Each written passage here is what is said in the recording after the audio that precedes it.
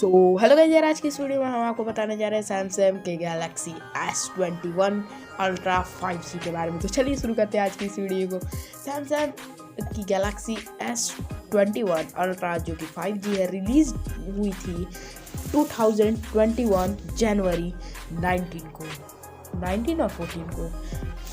And display की अगर इसकी बात करें तो आपको 6.8 इंचेस का देखने को मिलता है। एंड कैमरा की बात करें तो 108 मेगापिक्सल का।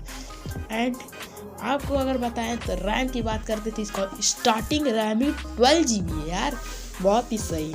एंड अगर लिमिट बताएं तो 16 GB रैम है, चलो कोई नहीं। एंड 5000 mAh की बैटरी है। एंड वीडियो रिकॉर्डिंग तो पूछो ही मत भाई यार, इतनी अच्छी वीडियो रिकॉर्डिंग है कि बात ही मत करो। अगर आप भी एक प्रोफेशनल ब्लॉगर और हैं तो आपके लिए ये फ़ोन बहुत सही है, Samsung Galaxy S21 ultra. So guys यार, इसमें आपको डुअल नैनो सिम 2 देखने को मिल सकता है। एंड एंड्रॉयड 11 है। अगर यहाँ तक आई गए तो चैनल को सब्सक्राइब कर दें एंड बेल आइकन जरूर प्रेस करना। एंड हमारे अगली वीडियो में मिलते हैं जल्द ही।